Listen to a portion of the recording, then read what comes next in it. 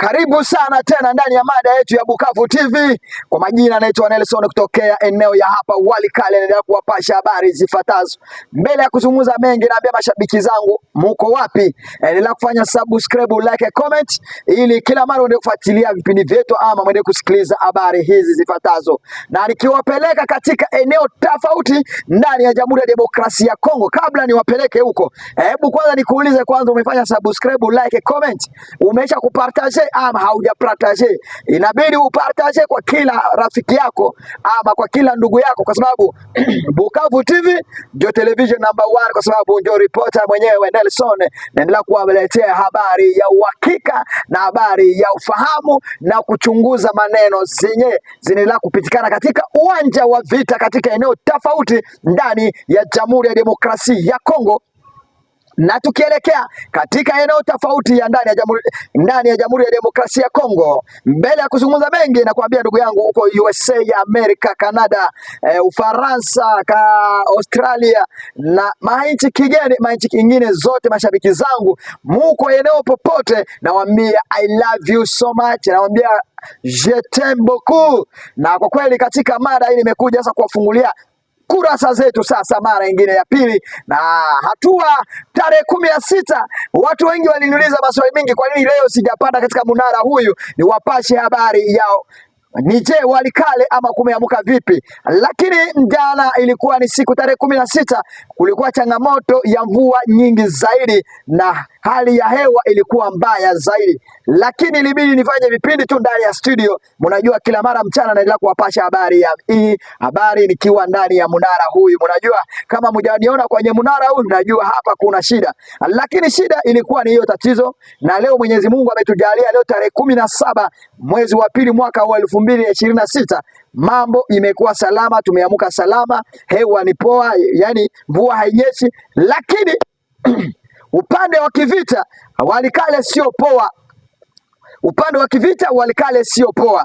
Upande ya hewa ya anga ndio vizuri, lakini upande ya upambanaji ya wahasi pamoja na wanajeshi wa FARDC Walikale sio poa, kwa sababu Walikale ni mahali kwa sana yoyote hizi area za Pindi hapa Pindi na hapa Mpeti na Pindi na Mweso kunaendelea kuripuka mara kwa mara. Nikiwapeleka katika eneo ndani ya Jamhuri ya Demokrasia ya Kongo kwa sasa, mahali changamoto ama vigomoro vya risasi, mapigano inaendelea kupitikana katika eneo tofauti. Tutakuja kuwapeleka eneo ya Mwenga na eneo ya hapa Fizi, na kwa sasa hiyo ndio mahali kwa sasa mambo inaendelea kupitikana mbaya zaidi. Na mbele niwapeleke ngoja kwa moja, ngoja tuelekee katika eneo ya hapa Mwenga. Tutakuja kuwapeleka Mwenga tarehe 16 mwezi wa pili mwaka 2023 ndani ya sheferi ya Lini kwenye kiongozi hapa chifu Lini, eneo ya Basile hapa Mwenga. Kulipatikana vigogoro vya marisasi wengi sana katika eneo ya Mwenga. Jana ilikuwa tarehe 16 katika eneo ya Lini na katika eneo ya Basile. Na hapa Basile kulikuwa ni eneo tayari waasi wa M23 walikuwa wamesha kushika tayari, lakini katika muda wa saa 7 kamili masasi ilikuwa nalia sehemu inaitwa Lini na katika eneo ya hapa Basile. Wale watu wanaoelewa eneo ya Mwenga wanaelewa mahali ninapozungumza.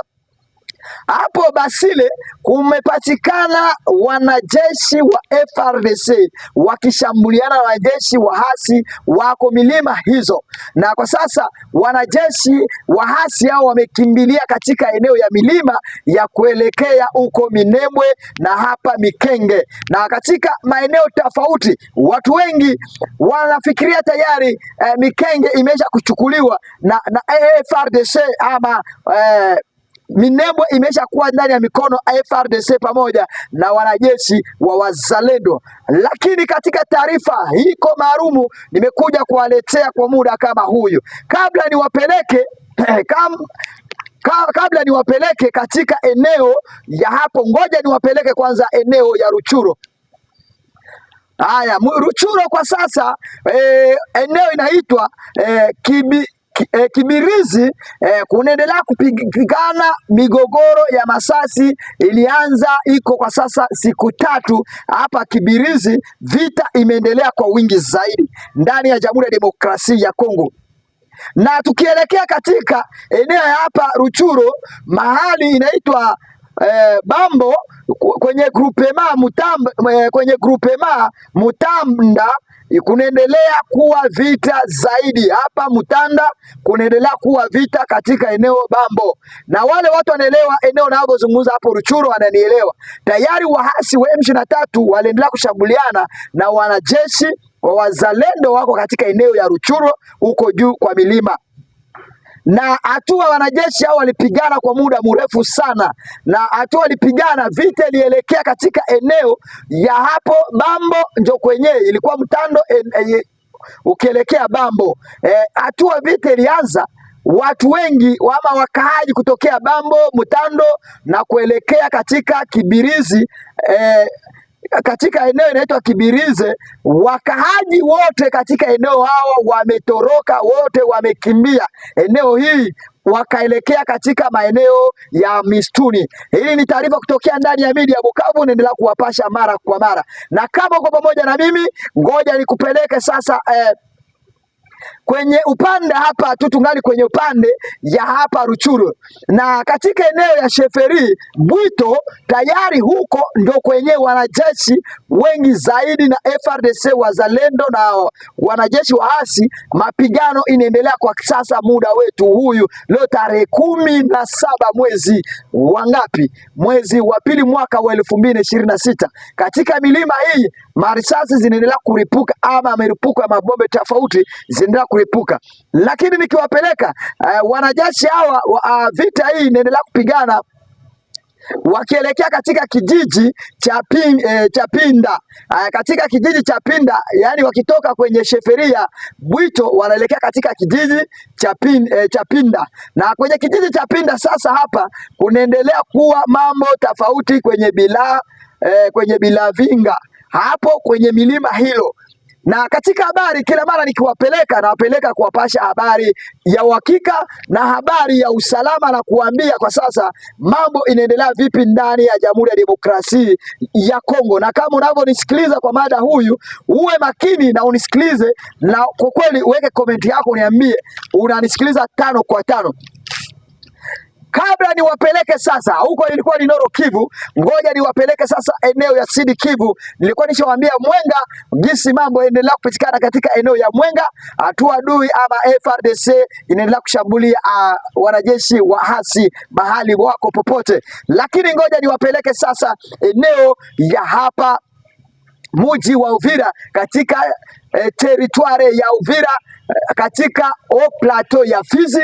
Hatua kiongozi wa wazalendo ama kiongozi wa Yakutumba anaita William Yakutumba alikuwa jana tarehe 16 mwezi wa ngapi? Mwezi wa pili mwaka wa 2026. Tayari alikuwa na mkutano ya wanajeshi wengi zaidi wa wazalendo ama wanajeshi wa Yakutumba. Walikuwa na mkutano nyingi, wanaendelea kufanya mafunzo na kutreni wanajeshi heshima, na kutreni wanajeshi ni inabidi wachunge viongozi, wachunge raia na mali zao.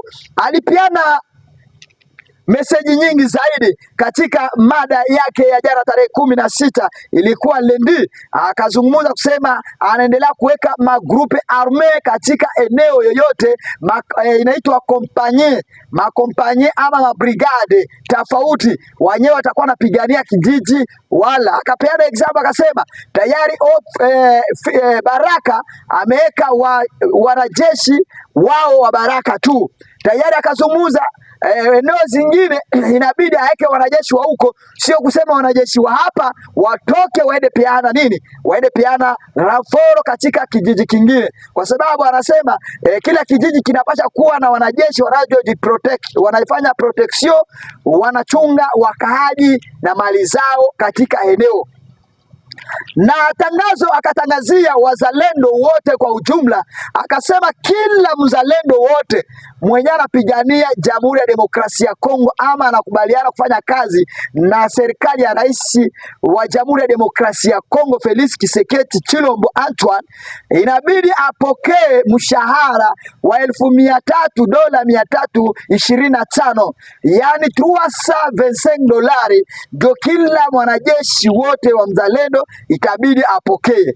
Lakini watu wengi wamejiuliza, kuna wale wazalendo tayari wale wenyewe wanafanya kazi kivyao, wale hawatapata mshahara kwa sababu hao hawataki kufanya kazi pamoja na serikali ya Jamhuri ya Demokrasia ya Kongo. Lakini wale wote wenye wamekubali kufanya kazi na serikali, wale watapata mshahara. Akapeana example ya karibu, akasema waliamua kuchukua yeye na kamanda mwenye anasimamia kamanda anasimamia komba hapo mji wa Uvira, kwenda anafungua vikosi katika eneo tofauti ya vijiji ili viendelee kuprotect wanajeshi wakahaji katika eneo hii.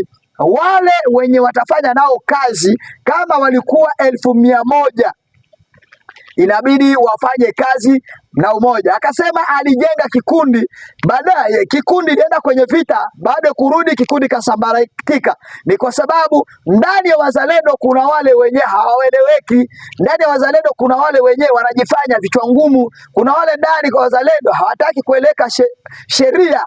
Akasema tayari wale kwa kikundi ameweka kwa upya jana tarehe 16. Akasema kikundi ameweka leo ni kikundi yenye nafanya kazi vizuri na wataendelea kufanya kazi na serikali, na wale watapewa mshahara wa $325 $325 kila mzalendo. Na akasema kila mzalendo wote mwenyeko ndani ya chama cha serikali anafanya kazi na serikali, na kama walikuwa 1000 persone inabidi wafanye protection ya kulinda wakahaji bila kuwanyanyasa, bila kuchukua ngombe zao, bila kuwapiga makofi. Akasema wale wote inabidi wabaki kwa kambi ya kijeshi. Akapeana akasema tayari hakuna mwanajeshi yeyote mwenye ata siku ya kupata mshahara wa hiyo dola 325 $325. Wakipata mshahara hakuna kushuka katika Centreville, inabidi wabaki kwenye eneo ya kivita kwa sababu wanapambana na adui, ndio maana wanapewa pesa. Na anasema ule mtu anayokula pesa ya serikali hajaenda kuifanyia kazi, atatafutwa apeleke kotini Kinshasa, huko ndani eneo ya Makala hapo, aende yeye ni mwizi tayari, atakuwa escrow, anaendelea kuibia Jamhuri ya Demokrasia ama anaibia serikali ya nchi. Na amesema tayari wakahaji inabidi, amesema katika neno lingine mwenyewe watu wengi wamejiuliza, amesema tayari wanataka kukomboa eneo inaitwa Mikenge na eneo inaitwa Minembwe. Akazungumza kusema tayari Mikenge bado, yeye ni kiongozi William Yakutumba amezungumza hivyo, hakuna Mikenge, tayari Mikenge ngali kwa mikono ya wahasi. Akasema Minembwe tayari iko kwenye mikono ya wahasi, bado Mikenge haijakuwa kwa mikono ya serikali. Na akasema lingine, tayari ndani ya Uvira, ndani ya huko Mikenge kuna waraia aina kabila yoyote iko juu, na kwa sasa kama hadui ako eneo hilo, tusichukulie waraia nao tena wamekuwa maadui, kwa sababu raia nusode ensa. Na akasema raia inabidi muwapate protection, inabidi muwapate security. Akasema hakuna raia yoyote mwenye atanyanyaso, hakuna raia, hata kama vita itapitikana huko, raia inabidi muwachunge na mali zao. Hata iwe kabila Wanyamulenge na wanapigana na wako kwenye milima, nao ni raia nosonde Kongole, hakuna nao kufanya nini, kuwanyanyasa. Lakini maswali wengi walijiuliza, mbona wengine wanasema hawako tayari kufanya mazungumzo na wanajeshi waasi ama mazungumzo na wanajeshi watu kutokea Minembwe au wanaitwa Wanyarwanda ama Watusi?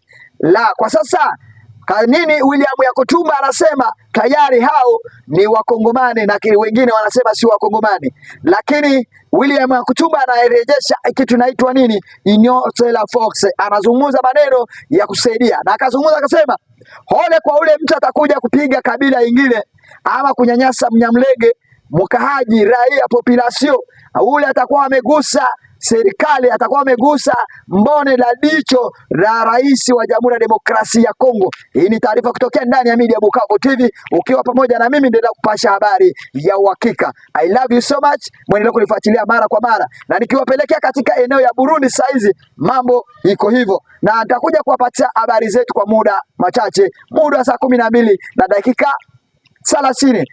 Naona muda wetu wa saa 5 hii hewa ama hanga ya jua imeendelea kupotea kwa sababu mvua inaendelea kubadilika mara kwa mara, lakini kisa unavyonisikiliza uwe makini na kuendelea kusubscribe, kulike, comment ili kila mara uendelee kunifuatilia mara kwa 5 moja kwa moja. Kwa majina naitwa Nelson, reporter mwenyewe kutokea ndani ya Media Bukavu TV. Endelea kufanya subscribe, like ili kipindi chetu uwe natufuatilia mara kwa mara. I love you so much, nawapenda sana. Mungu endelee kuwabariki, na watakia mchana mwema, muwe na usikilivu mwema, muendelee kuchunguza maneno ni hivyo, muendelee kupartaje kwa kila mtu, ama sio? Niliwaambia mwezi nataka tufike 10,000. Tafadhali tuendelee kusubscribe, tuendelee kupartaje kwa kila mtu. Nataka tuwe wa mambre wengi zaidi katika channel hii. Nikikuwa na post tuwe wengi haraka kwa kuviews haraka ili nikiwa naonesha vipindi vyangu ama vipindi vyetu ndani ya media yetu, itakuwa ni muhimu sana kusaidia jamhuri ya watu wengi zaidi kuelewa nini inaendelea ndani ya Jamhuri ya Demokrasia ya Kongo ama nchi kigeni, kwa sababu nataka kuwa na safiri sometime, ni safiri katika manchi kigeni, lakini kusafiri kwangu itabidi support yenu, ama na support yenu naitamani katika YouTube, muweke bidii kwenye YouTube, muweke kuraji kwenye YouTube, ifikie watu wengi, ama sio? Nawapenda sana tena, watakia mchana mwema, tupatane muda wetu wa saa 12 na dakika 20 ndani ya Media Bukavu TV, muda wetu wa jioni kwa pasha habari ya jioni, ama sio? Mungu endelee kuwabariki tena, tunawaambia chao chao. I love you so much.